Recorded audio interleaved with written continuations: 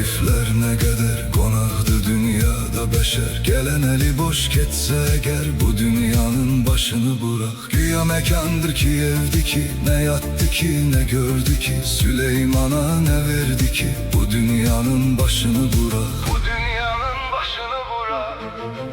Yok hele bir bende, mesele sende mende. Biri günah eleyende, kızaran adam göster. O sana